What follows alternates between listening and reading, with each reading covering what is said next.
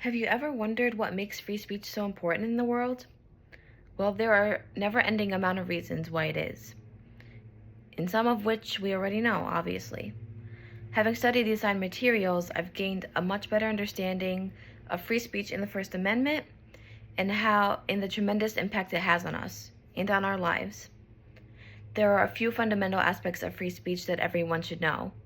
The first is that the First Amendment protects some forms of speech, some forms of expression, but not others. The right to express ideas and opinions without government interference, and the right to protest peacefully. Those are all very important ones. First question is, explain the language of the First Amendment and as it relates to other speech-related matters. So let me break it down for you. On page number 78, it states that Congress shall make no law abridging freedom of speech. This relates to this question because it means that the government can't pass any laws that restrict what anyone can say or express.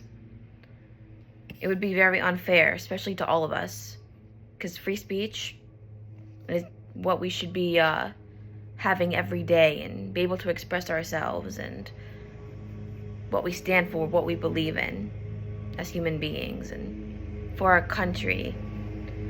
Interestingly, the specific protection is not a complete one, however. Types of speech like obscenity or defamation, for example, can be limited depending on the potential harm they could cause. So we gotta look out for that. Types of speech,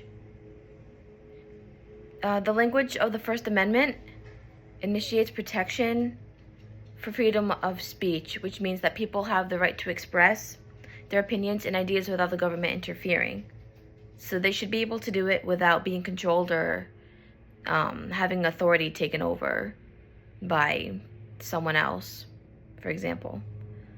We also already know that the First Amendment protects the right to practice religion as well as freedom of expression.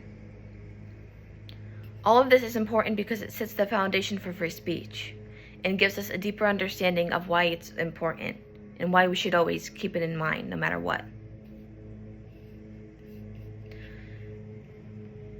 So, next point is, when we think about the implicit rights of the First Amendment, we believe that it refers to rights that are not directly mentioned in the text, but are believed to be protected by the ideas of free speech. The press, religion, assembly, petition. And on another interesting note, this includes things like the right to connect with others, as well as the right to be able to receive information, and also the right to privacy in what one believes in. I think that these rights are considered implicit because there is no proof that the Constitution brings them up or mentions them at all. But I also believe that this is interesting because the courts have explained these rights as necessary for one to be able to practice these rights. So I thought this was all very interesting because free speech is something that not many people can have or are allowed to have in the world. So I feel like that needs to be changed and better laws need to be set in place. So who is protected by the First Amendment and who is not? The First Amendment is known for protecting all people who live in our country, the United States. This kind of protection does not necessarily broaden to the idea of speech, or extend to the idea of speech, for example. We have to keep in mind categories that are not protected. For instance, things like obscenity, child pornography, defamation, all those types of things. If or when people do things within these types of categories, it is obvious that they are not, or nor will they ever be protected by the First Amendment. Because the First Amendment includes the right to all these different types of speech, it is interesting to think about all of this in terms of how it could affect people's lives and how they live, and how it could impact their lives. And this can impact their lives in many different types of ways, but mainly negative ways, because that would not be a very good thing. I believe that the said unprotected forms of speech should certainly continue to stay unprotected, obviously. That way, it also stays fair and just to the government and to the courts as well.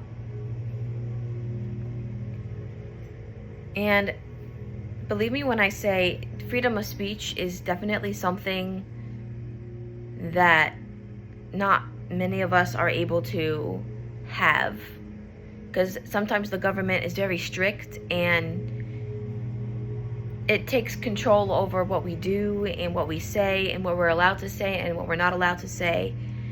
And I just feel it's a little unfair. So the First Amendment and freedom of speech is one of the main things that we should always be thinking about, no matter what. So to wrap up, have you ever wondered what makes free speech so important in the world?